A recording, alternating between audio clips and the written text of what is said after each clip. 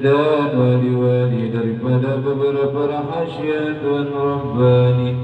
wa wafaqna li mutaba'ati musnad bahimati syariah yang sudah menolong oleh Allah Ta'ala akan kami bagi mengikuti akan jalan mereka itu yang bagus lagi mulia. Wa usalli wa usallimu ala man sajada lahu al-malak wa huwa fi dunya bihi syuri. Aku mohonkan akan Allah Ta'ala supaya mengasih rahmat dan sejahtera atas penghulu kita Nabi Muhammad sallallahu alaihi wasallam yang sujud baginya oleh sekalian malaikat, padahal ia pada ketika lagi terkandung di dalam tulang belakang ayahandanya yang menyerupai Nabi Adam. Wala ali wa sahbihi wa tabi'un nuri,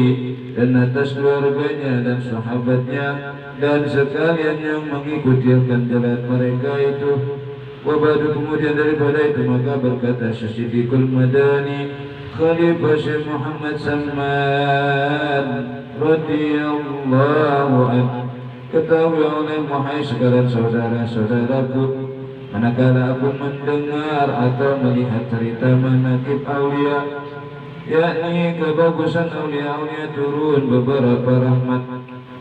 dan aku lihat pula beberapa murid-murid yang mengarangkan manaqib gurunya dan dibacanya pada tiap-tiap tahun, yaitu pada hari wafat gurunya, serta membaca Quran dan sedekah lagi serta orang banyak. Maka sukalah aku mengerjakan seperti yang demikian sekadar pahamku yang bodoh, serta aku himpunkan setengah karma guruku Syekh Muhammad Salman radhiyallahu anhu jami baina syariat wa tariqah, yaitu kutub pada negeri Madinatul Rasul. Pada masa itu lagi pula menunggu pintu kubur Rasulullah sallallahu alaihi wasallam. Maka barang siapa hendak ziarah kubur Rasulullah sallallahu alaihi wasallam, tiada minta izin kepadanya, maka adalah ziarahnya itu sia-sia sekalipun zahirnya syah. Maka adalah tabiatnya Tuan Syekh Muhammad Salman radhiyallahu anhu itu kasih sayang kepada sekalian orang yang menuntut ilmu dan pada sekalian orang yang fakir miskin, lagi suka berkhidmat kepada orang alim dan orang yang menjalani dalam tariqah dan hakikah, dan kepada aulia illa dari kecilnya sampai besarnya, hingga sampai ia kepada maqam mursyid, itulah pekerjaannya, dan kasih pada Tuhannya dan Nabinya, kepada yang dimurkainya,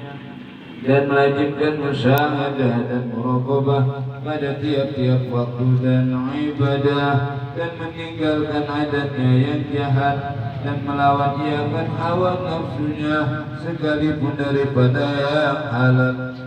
dan tiada tidur daripada malam melainkan sedikit jua, dan apabila ditaruh kepalanya di atas bantal maka ia keluh kesah seperti orang yang sakit. Dan apabila waktu sahur maka bangunlah ia daripada tidurnya, lalu ia beribadah di waktu itu hingga waktu subuh, lalu ia bersembahyang subuh, kemudian daripada itu baca ratib hingga terbit matahari,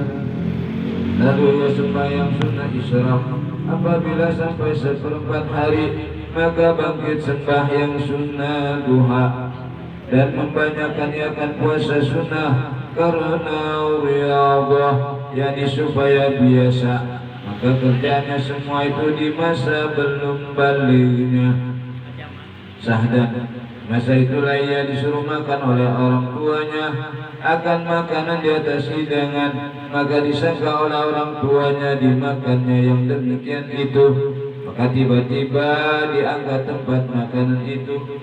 maka dilihatnya seperti belum dimakannya. Kemudian pergi orang tuanya pada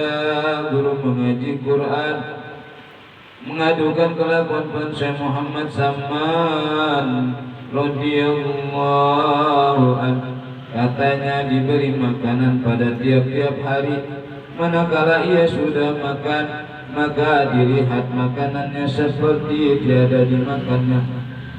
Maka dijawab oleh gurunya, jangan engkau takut akan anakmu itu dan jangan syak, sebenar-benarnya anakmu itu waliullah,